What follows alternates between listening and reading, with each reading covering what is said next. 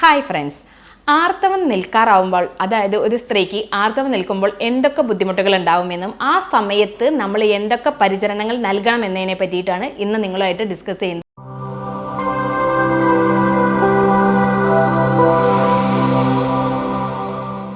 ഞാൻ doctor Nishitha M, doctor Basil's homeo hospital, Pandikkad, Malappuram ജില്ല.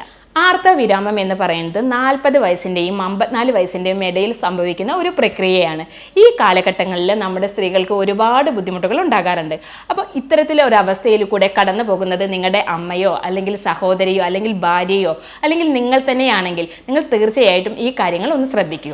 ഈ കാര്യത്തിനെ പറ്റിയിട്ട് നമ്മൾ ഡിസ്കസ് ചെയ്യാൻ പ്രധാന കാരണം എന്താ വെച്ചാൽ, എനിക്കുണ്ടായ ഒരു അനുഭവം തന്നെയാണ്. നമ്മുടെ ഒ പിയിൽ ഇത്തരത്തിലുള്ള ഒരു അവയർനെസ് ക്ലാസ് ഞാൻ മുന്നേ കൊടുത്തതിൻ്റെ ഭാഗമായിട്ട് നമ്മുടെ അടുത്ത് ഒ പിയിൽ വന്ന ഒരു കേസ്. ഒരു മകനാണ് ആ അമ്മയ്ക്ക് ഇത്തരത്തിലുള്ള ഒരു ബുദ്ധിമുട്ടുണ്ട് എന്നും അതെന്താണ് എന്ന് മനസ്സിലാക്കാൻ ആ മകൻ ആ ഒരു സംസാരം അല്ലെങ്കിൽ ആ ഒരു ക്ലാസ് സഹായകരമായതിനാൽ തന്നെ അവൻ ആ അമ്മയെയും കൊണ്ട് ഒ പിയിൽ വരികയും അവർ ഒരു നോർമൽ ജീവിതത്തിലേക്ക് ആഫ്റ്റർ എ ട്രീറ്റ്മെൻറ്റ് ഒരു നോർമൽ ജീവിതത്തിലേക്ക് ആവുകയും ചെയ്തു. അപ്പോൾ കൃത്യമായിട്ടും നിങ്ങൾ ഈ വീഡിയോ വാച്ച് ചെയ്യുക, കാരണം ഇത് എന്താണെന്ന് മനസ്സിലാക്കുക, ഇത് മറ്റുള്ളവരിലേക്ക് ആവശ്യമുള്ളവരിലേക്ക് എത്തിച്ചു കൊടുക്കുകയും ചെയ്യുക.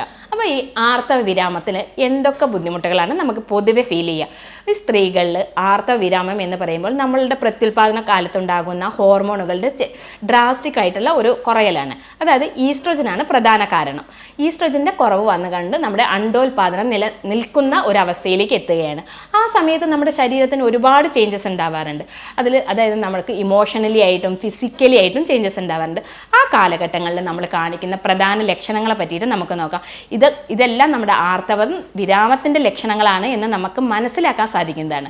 മിക്ക സ്ത്രീകളിലും ഈ കാലഘട്ടങ്ങളിൽ ഉണ്ടാകുന്നതാണ് അമിതമായിട്ടുള്ള ക്ഷീണം, അതുപോലെ ഹോട്ട് ഫ്ലഷസ്, അതായത് മൂഡ് സ്വിങ്സ്, വളരെയധികം ക്ഷീണം, ഹൃദ്രോഗ സാധ്യത കൂടുതൽ, എല്ലുകൾക്ക് ബലം കുറഞ്ഞ് ഓസ്റ്റിയോപോറോസിസ് അല്ലെങ്കിൽ മുട്ടുവേദന എന്നുള്ളൊരവസ്ഥ, യോനി ഭാഗത്ത് വരൾച്ച, അതുമൂലം തന്നെ സെക്ഷൽ ലൈഫ് എന്നൊരു ഡ്രൈവ്, ഇത്തരത്തിലൊക്കെ ബുദ്ധിമുട്ട് കാണിക്കാറുണ്ട്. അതേപോലെ തന്നെയാണ് അവർക്ക് സ്വയം ഒരു അപകർഷതാബോധം, മറ്റുള്ളവരുടെ ഒരു സപ്പോർട്ട്, കുഞ്ഞു കാര്യത്തിന് ചിലപ്പോൾ പൊട്ടിത്തെറിക്കുക, അകാരണമായ ദേഷ്യം, ഇത്തരത്തിലൊക്കെ ഉണ്ടാകുമ്പോൾ പലപ്പോഴും നമ്മുടെ അടുത്ത് വരുന്ന പേഷ്യൻസിൻ്റെ അടുത്ത് നിന്ന് അവരുടെ ഇപ്പോൾ ഹസ്ബൻഡ്സ് പറയാറുണ്ട്, ഒരു 40+ ഒക്കെ ആയിട്ടുള്ള വൈഫിനായിട്ട് ഒ പിയിൽ വരുമ്പോൾ അവർ പറയാറുണ്ട് ഇവൾക്ക് ഭയങ്കര പ്രാന്താണ് എന്നുള്ളത്. അതായത് അവർ ചെറിയ ഇഷ്യൂവിന് പോലും പൊട്ടിത്തെറിക്കുക, അല്ലെങ്കിൽ വളരെ മറ്റുള്ളവർക്ക് നിസ്സാരമായിട്ട് തോന്നുന്ന കാര്യങ്ങൾ കേൾക്കുമ്പോഴൊക്കെ അവർ കരയുക, ഇമോഷണലി ഭയങ്കര ഡിസ്റ്റർബൻസ് ആയിരിക്കും ഇത്തരത്തിലുള്ള വ്യക്തികളിൽ.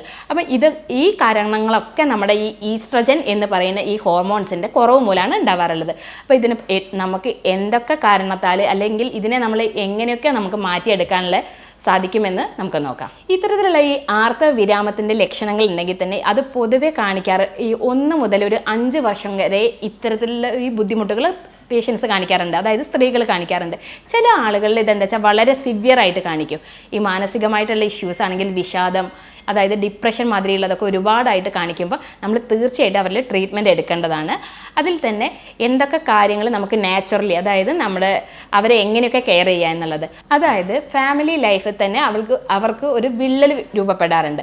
സെക്ഷൽ ലൈഫ് അവർക്ക് എൻജോയ് ചെയ്യാൻ പറ്റാതെ വരിക, അതിൽ സെക്ഷൽ ഇൻട്രസ്റ്റ് ഇല്ലാതിരിക്കുക, യോനിനകത്ത് ഡ്രൈനസ് മൂലം അവർക്ക് കോൺടാക്ട് ചെയ്യാൻ ബുദ്ധിമുട്ടുണ്ടാവുക, ഇത്തരത്തിലൊക്കെ ഉണ്ട്. അത് എപ്പോഴും നമ്മുടെ പാർട്ട്ണർ മനസ്സിലാക്കാനും അതിന് വേണ്ടിയിട്ട് ഒരു പ്രോപ്പറായിട്ടുള്ള ട്രീറ്റ്മെൻറ്റ് എടുക്കാനും അവർ പ്രത്യേകം ശ്രദ്ധിക്കേണ്ടതാണ്. അതേപോലെയാണ് മറ്റൊന്നാണെന്ന് വെച്ചാൽ അവരുടെ ഈ സന്ധികളിൽ ഉണ്ടാകുന്ന വേദന, ഈ മാനസിക പിരിമുറുക്കം, ഇത്തരത്തിൽ ഈ സെക്ഷൽ ലൈഫിനൊക്കെ അവർക്ക് ബുദ്ധിമുട്ടുണ്ടാകുമ്പോൾ തീർച്ചയായിട്ടും അതിനനുസരിച്ചിട്ടുള്ള ട്രീറ്റ്മെൻറ്റ് എടുക്കേണ്ടതാണ്. കപ്പിൾസ് ഇത് കൃത്യമായിട്ട് മനസ്സിലാക്കേണ്ട ഒരു സംഭവമാണ്.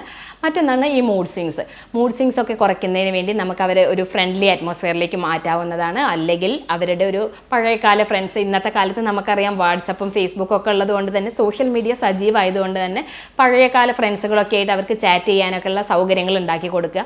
അവരായിട്ടുള്ള സൗഹൃദങ്ങൾ, കൂടിക്കാഴ്ചകളൊക്കെ ഇത്തരത്തിലുള്ള മാനസിക ആരോഗ്യം വർദ്ധിപ്പിക്കാൻ സഹായിക്കുന്നതാണ്. ഈ ഹോട്ട് ഫ്ലഷസ് എന്ന് പറയുന്ന ഒരു അവസ്ഥ ഉണ്ടാവാറുണ്ട് സാധാരണ സ്ത്രീകളിൽ. അതായത് ശരീരം വളരെയധികം ചൂട് തോന്നുക, ചിലപ്പോൾ അതുപോലെ തന്നെ തണുപ്പ് ഫീൽ ചെയ്യുക എന്നുള്ളവ. അപ്പോൾ അത്തരത്തിലുള്ളത് ഒഴിവാക്കുന്നതിന് വേണ്ടി നമുക്ക് അവർക്ക് കോട്ടൺ വസ്ത്രങ്ങൾ ധരിക്കാവുന്നതാണ്. അതുപോലെ തന്നെ അയഞ്ഞ വസ്ത്രങ്ങൾ ധരിക്കാൻ വേണ്ടി പ്രത്യേകം ശ്രദ്ധിക്കുക. ഇതൊക്കെ നമ്മുടെ ഈ ചൂട് എന്നുള്ള ഒരു അവസ്ഥയെ കുറയ്ക്കാൻ വേണ്ടി സഹായിക്കും. മറ്റൊന്നാണ് നമ്മുടെ ഓസ്റ്റിയോപോറോസിസ് എന്ന് പറയുന്ന ഒരു കണ്ടീഷൻസ് ഉണ്ടാവാം ഈ ആർത്തവ വിരാമകാലത്ത്. അതായത് നമ്മുടെ എല്ലുകളുടെ സാന്ദ്രത കുറയുക, എല്ലിൻ്റെ ഡെൻസിറ്റി കുറയുക, പ്രത്യേകിച്ച് ഈസ്ട്രജൻ കുറയുന്നത് മൂലം തന്നെയാണ് ഇതും സംഭവിക്കുന്നത്. അതിനാൽ തന്നെ എല്ലുകളുടെ സാന്ദ്രത കുറഞ്ഞിട്ട് എല്ലുകൾ പെട്ടെന്ന് ബ്രേക്ക് ആവാനുള്ള ചാൻസ് ഉണ്ട്. അപ്പോൾ അതിന് കൃത്യമായിട്ട് നോക്കിയിട്ട് നമ്മൾ അതിനനുസരിച്ചിട്ടുള്ള സപ്ലിമെൻ്റായ കാൽസ്യവും വൈറ്റമിൻ ഡിയും വൈറ്റമിൻ കെയും സപ്ലിമെൻറ്റ്സ് ആവശ്യമാണെങ്കിൽ ഒരു ഡോക്ടറുടെ നിർദ്ദേശപ്രകാരം മാത്രം കഴിക്കാൻ വേണ്ടി ശ്രദ്ധിക്കേണ്ടതാണ്. ഇത്തരത്തിലുള്ള ഈ ആർത്തവ വിരാമത്തിൻ്റെ ബുദ്ധിമുട്ടുകൾ ഉള്ളത് കൊണ്ട് തന്നെ നമ്മൾ ഭക്ഷണത്തിൽ ചില കാര്യങ്ങൾ നമുക്ക് നാച്ചുറലി നമ്മുടെ വീടുകളിലൊക്കെയുള്ള കാര്യങ്ങൾ തന്നെ വെച്ചിട്ട് നമുക്ക് കുറച്ചൊക്കെ സപ്ലിമെൻറ്റ്സ് ഒക്കെ കഴിക്കാവുന്നതാണ്. അത്തരത്തിൽ കഴിക്കാവുന്ന ചില കാര്യങ്ങളെ പറ്റിയിട്ട് പറയാം. പ്രധാനമായിട്ടൊന്നാണ് ഫൈറ്റോ ഈസ്ട്രജൻസ് എന്ന് പറയുമ്പോൾ നമ്മുടെ നാച്ചുറൽ ആയിട്ടുള്ള ഈസ്ട്രജൻ സപ്ലിമെൻറ്റ് പോലെ കഴിക്കാവുന്ന സാധനമാണ്. അത് നമ്മുടെ ശരീരത്തിലെ ഈസ്ട്രജൻ്റെ അളവ് കുറയുന്നതിന് ഏകദേശമൊക്കെ നമുക്ക് ശരിപ്പെടുത്താൻ വേണ്ടി സഹായിക്കുന്നതാണ്. ഈ ഫൈറ്റോ ഈസ്ട്രജൻസ് അടങ്ങിയിട്ടുള്ള ഭക്ഷണ പദാർത്ഥങ്ങളാണ് നമ്മുടെ ഉലുവ, അതുപോലെ തന്നെ സോയാബീൻസ്, ചെറുപയർ, മമ്പയർ, പയർ വർഗ്ഗങ്ങൾ. ഇതൊക്കെ നമുക്ക് എന്താ വെച്ചാൽ ഈ ഫൈറ്റോ ഈസ്ട്രജൻസ് കൂടിയിട്ടുള്ള ഭക്ഷണങ്ങളാണ്. അപ്പോൾ അവ ഭക്ഷണത്തിൽ ഉൾപ്പെടുത്തുമ്പോൾ ഈ ഈസ്ട്രജൻ്റെ കുറവ് മൂലം നമുക്കുണ്ടാവുന്ന ഈ ബുദ്ധിമുട്ടുകൾ കുറയ്ക്കാൻ സഹായിക്കും. അതുപോലെ തന്നെ ഏറ്റവും പ്രധാനപ്പെട്ട ഒന്നാണ് ഫ്ലാക്സീഡ്. ഇന്ന് നമുക്കറിയാം ഒരുപാട് സൂപ്പർ മാർക്കറ്റുകളിലും മെഡിക്കൽ ഷോപ്പുകളിലും ഒക്കെ നമുക്ക് അവൈലബിൾ ആയിട്ടുള്ള ഒന്നാണ് ഫ്ലാക്സീഡ്. ഈ ഫ്ലാക്സീഡ് ഡെയിലി ഒരു ടീസ്പൂൺ എടുത്തിട്ട് ഒരു ഇളം ചൂടുവെള്ളത്തിൽ ദിവസവും രാവിലെ കഴിക്കുന്നത് ഇത്തരത്തിൽ ഈ ആർത്തവ വിരാമ പ്രശ്നങ്ങളുള്ള വ്യക്തികളാണെങ്കിൽ അവർക്കത് കുറയ്ക്കാൻ സഹായിക്കുന്നതാണ്. അതേപോലെ തന്നെയാണ് പഴങ്ങൾ, പച്ചക്കറികൾ, ഇലക്കറികൾ എന്നിവ നന്നായിട്ട് കഴിക്കാൻ വേണ്ടി ശ്രദ്ധിക്കുക. പാലുൽപ്പന്നങ്ങൾ നന്നായിട്ട് കഴിക്കാൻ വേണ്ടി ശ്രദ്ധിക്കുക. നട്ട്സുകൾ കഴിക്കാൻ ശ്രദ്ധിക്കുക. നട്ട്സുകൾ കഴിക്കുന്നതിൻ്റെ പ്രധാന ഉദ്ദേശം എന്താണെന്ന് വെച്ചാൽ അതിനകത്ത് മാഗ്നീഷ്യം, പൊട്ടാസ്യം തുടങ്ങിയിട്ടുള്ള മിനറൽസുകളുണ്ട്. അപ്പോൾ ഈ മിനറൽസുകളൊക്കെ ആവശ്യമാണ്. കാൽസ്യത്തിൻ്റെയും നമ്മുടെ പ്രോട്ടീൻസുകളുടെയും ഒക്കെ അബ്സോർപ്ഷന് ഇതെല്ലാം ആവശ്യമാണ്. അപ്പോൾ ഇതൊക്കെ നമ്മുടെ ഈ ആർത്തവ വിരാമ കാലത്ത് ഇതൊക്കെ കുറഞ്ഞിരിക്കും. അപ്പോൾ ഇതിൻ്റെയൊക്കെ കുറവുകൾ നമ്മൾ സപ്ലിമെൻ്റ് ആയിട്ട് നികത്തിയാൽ മാത്രമേ നമ്മുടെ ശരീരത്തിന് വളരെ ഹെൽത്തി ആയിട്ടുള്ള ഒരു കണ്ടീഷൻസ് ഉണ്ടാവാൻ സാധ്യതയുള്ളൂ.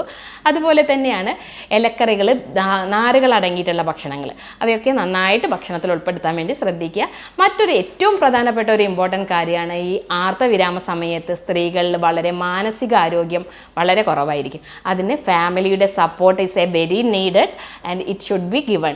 അതായത് നമ്മുടെ ഫാമിലി മെമ്പേഴ്സിൻ്റെ പൂർണ്ണമായ ഒരു സപ്പോർട്ട് ഇതിനാവശ്യമാണ്. സ്ത്രീകൾ പലപ്പോഴും എന്താ വെച്ചാൽ ഇത് അവർക്ക് മാത്രം ഉണ്ടായിട്ടുള്ള ഈ ഒരു അവസ്ഥയെ പറ്റിയിട്ട് അവർ പുറത്ത് പറയാനോ അല്ലെങ്കിൽ അവരുടെ ഈ ഒരു ഗിൽറ്റി ഫീലിംഗ്, അതായത് അവർക്ക് ഒന്നും പുറത്ത് പറയാൻ സാധിക്കാതെ അവർ ഈ ഉള്ളിലേക്ക് ഒതുങ്ങിക്കൂടുക, അല്ലെങ്കിൽ അവർക്കൊരു ഓർമ്മക്കുറവ് ഫീൽ ചെയ്യുക, ഇതൊക്കെ അവരുടെ ഈ കാലഘട്ടങ്ങൾ വളരെ കുറഞ്ഞ കാലഘട്ടങ്ങളിൽ ഉണ്ടാകുന്ന ഈ ഒരു സംഭവത്തിന് നമ്മൾ അവരെ കുറ്റപ്പെടുത്താതെ നമ്മൾ അവരോടൊപ്പം തന്നെ ചേർന്ന് നിന്നിട്ട് അവരെ ഉയർത്തിക്കൊണ്ടുവരാനാണ് നമ്മൾ ശ്രമിക്കേണ്ടത്. സ്ത്രീകൾക്ക് മറ്റൊന്നാണ്, നിങ്ങളെല്ലാവരും നോട്ടീസ് ചെയ്തിട്ടുണ്ടാവും, ആർത്തവം നടക്കുന്ന കാലങ്ങളിൽ കാർഡിയാക് കംപ്ലയിൻസുകൾ വളരെ കുറവാണ്. അതായത് ഹാർട്ട് ഡിസീസ്, ഹൃദയ സംബന്ധമായിട്ടുള്ള അസുഖങ്ങൾ കുറവായിരിക്കും. അപ്പം ഈ ആർത്തവിരാമശേഷം നമ്മുടെ HDL കൊളസ്ട്രോൾ ജാസ്തി ആവാനുള്ള കാരണം ഉണ്ടാവാറുണ്ട്.